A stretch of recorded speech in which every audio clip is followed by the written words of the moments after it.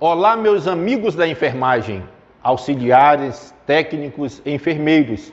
Esse ano, a Semana de Enfermagem do Corém Amazonas será 100% online, por conta das recomendações da pandemia. Preocupados com o êxito profissional e para que a nossa equipe esteja sempre bem atualizada, o Corém Amazonas preparou excelentes aulas para que você assista juntamente com a sua equipe aí na sua instituição. Aproveito também para fazer um convite especial. Participe da nossa Semana de Enfermagem acessando esse link. Tenha sucesso e aproveite as aulas. Um grande abraço.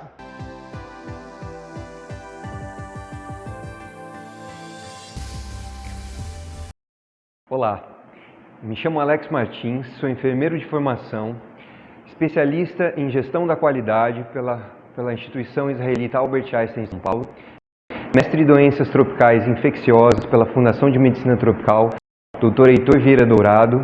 Atualmente eu sou docente da Universidade do Estado do Amazonas, da graduação de enfermagem e também doutorando da Faculdade de Economia, Administração e Contabilidade da Universidade de São Paulo. Venho hoje conversar com vocês a respeito de uma aula sobre vacinas.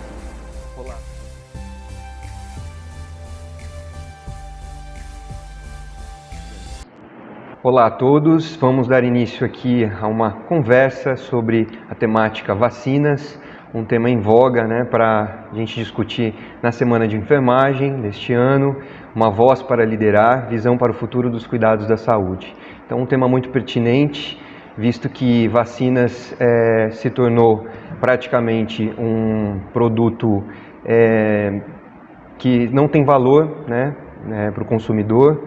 E sabemos que hoje nós estamos lutando por desenvolvimento de novas vacinas para diversas doenças e não só para a Covid-19. E nós, como protagonistas da enfermagem, vamos discutir um pouquinho a respeito dessa temática tão em voga nos dias atuais. Em relação à vacina, trago uma definição da OMS. Vacina é uma forma simples, segura, eficaz de proteger as pessoas contra doenças. Elas usam defesas naturais do seu próprio corpo para criar resistência às infecções específicas e tornar o seu sistema imunológico mais forte.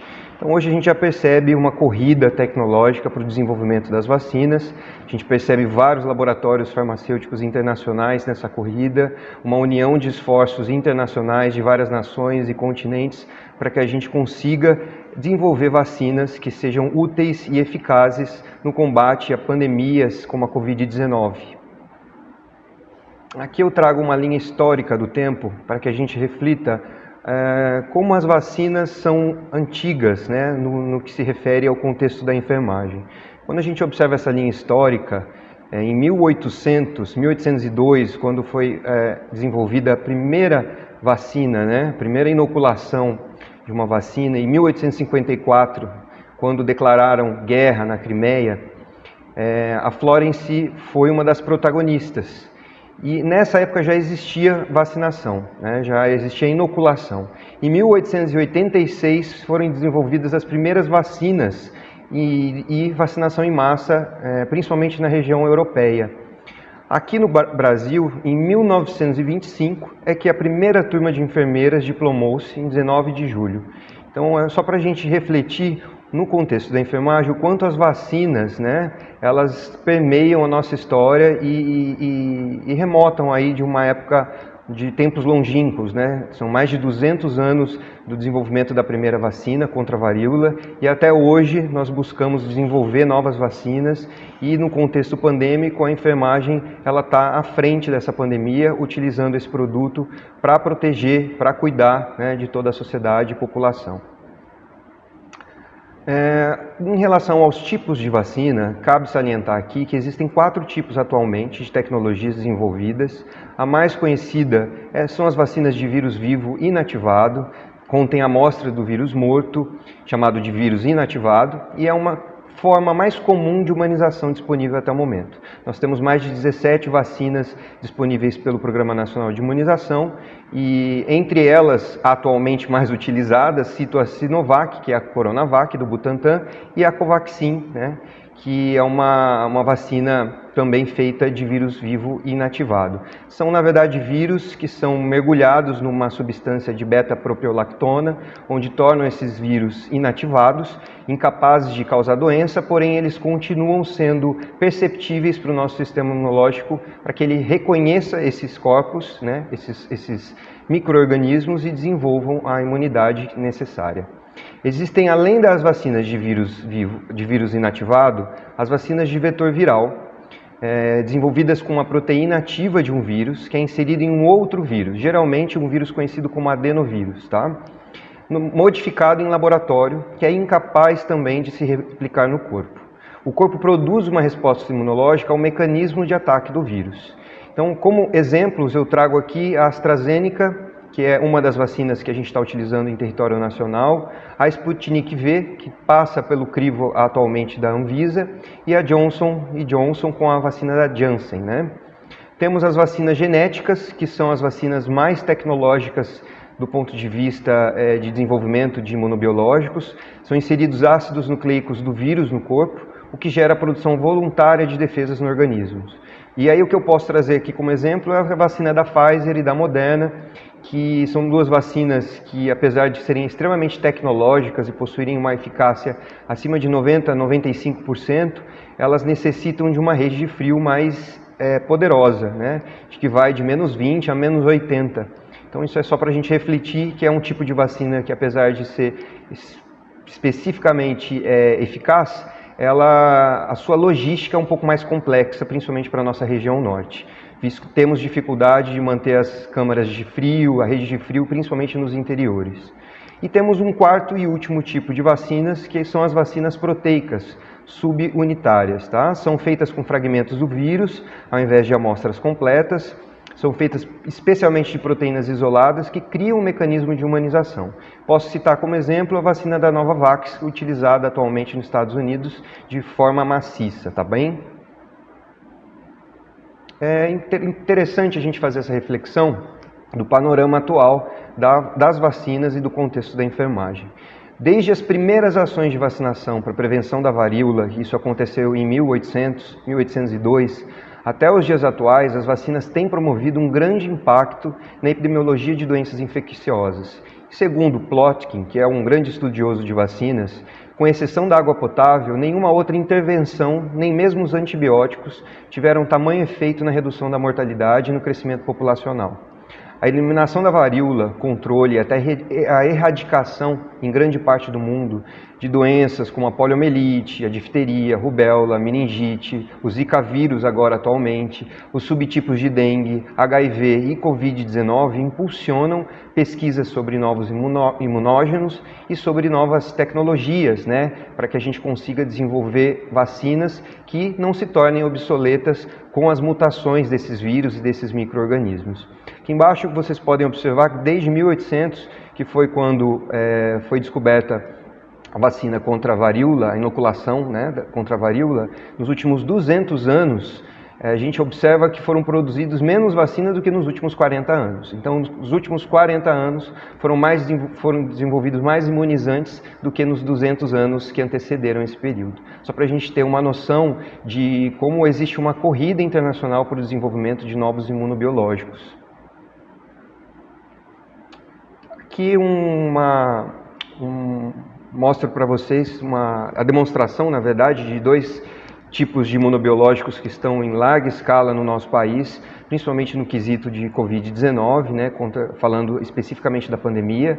Temos o laboratório Sinovac, em parceria com o Butantan, desenvolvendo a Coronavac, e a AstraZeneca, que é em parceria da Fiocruz brasileira com a Oxford.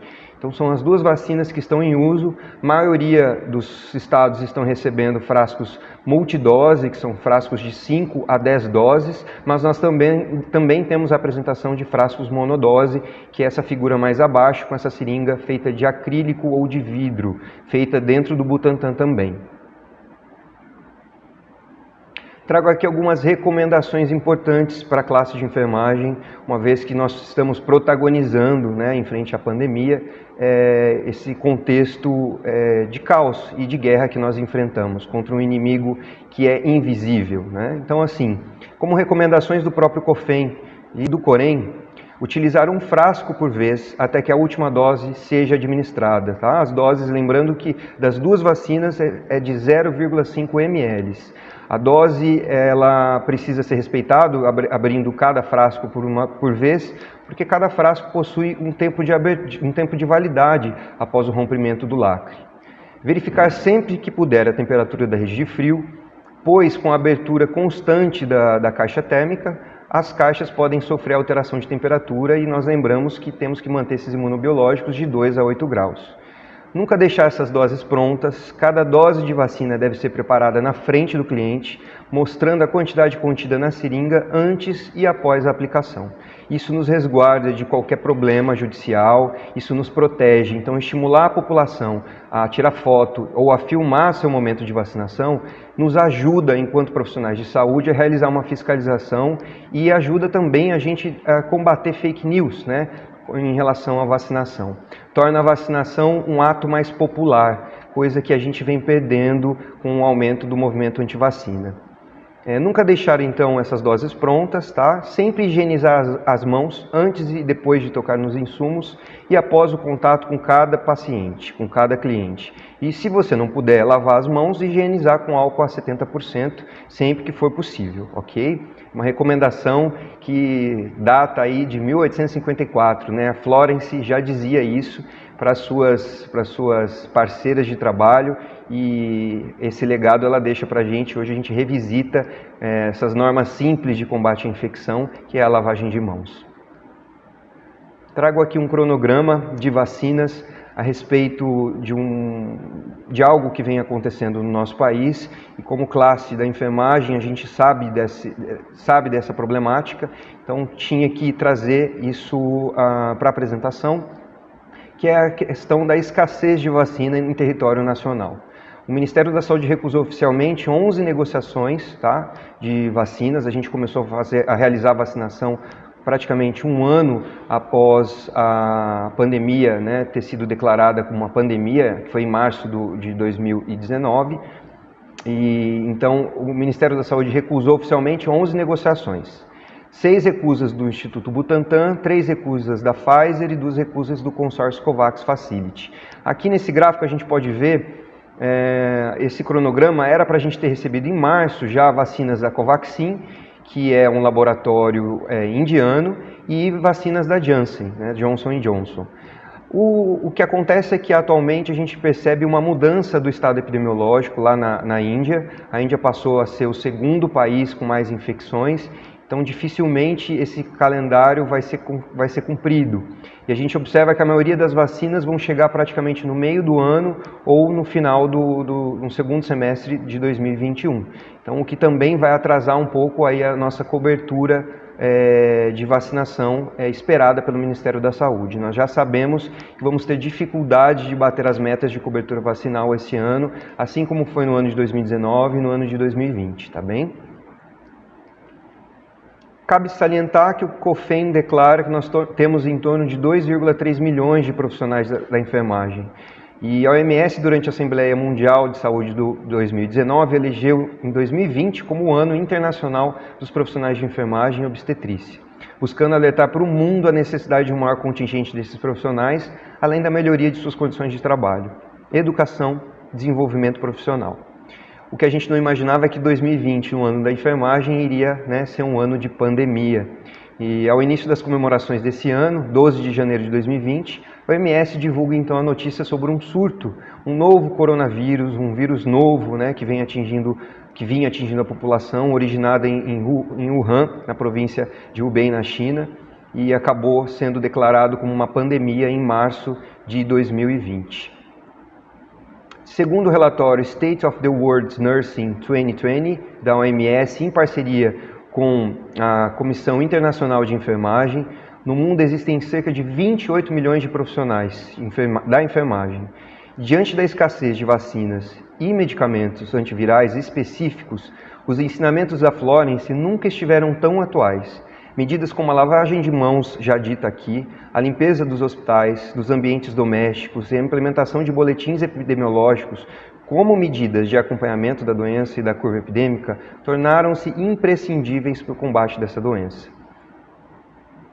O COFEM também traz algumas notas técnicas importantes, trouxe aqui a última das mais importantes que ele publicou recentemente sobre a falsa aplicação de vacina, e ele nos orienta em relação a como evitar e denunciar esses crimes, tá? Então, para o COFEM e para os CORENs, isso trata-se de atos isolados. Até o momento, no âmbito do COFEM e dos conselhos regionais, foram recebidas 14 denúncias de falsa aplicação de vacina.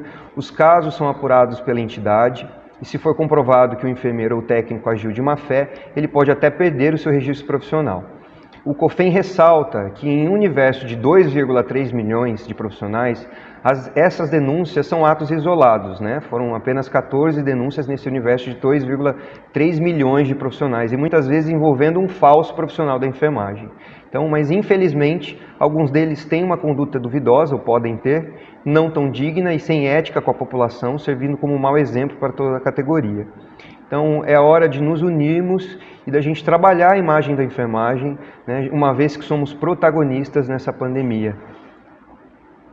Todavia, não se pode deixar de pontuar algumas situações de vulnerabilidades profissionais da enfermagem no país, no que tange às condições de carga horária de trabalho, inexistência de um piso salarial de emprego, um plano de carreira e entre outras lutas que o nosso COREN e o nosso COFEM vem tentando travar aí com o nosso governo e nossa União, para que nós tenhamos mais qualidade de trabalho e possamos receber um salário mais digno e que corresponda com os nossos esforços.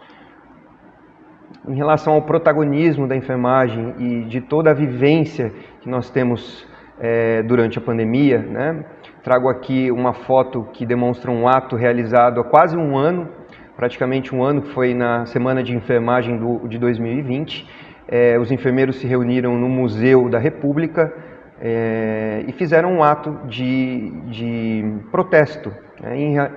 Em homenagem e em protesto às vítimas de Covid-19. Esse gráfico aqui ele ilustra que os 3 meses iniciais de 2021 estão se mostrando mais letais para os enfermeiros, com 231 óbitos até dia 30 de março, do que as primeiras 90 dias da pandemia no Brasil, que somou 201 vítimas.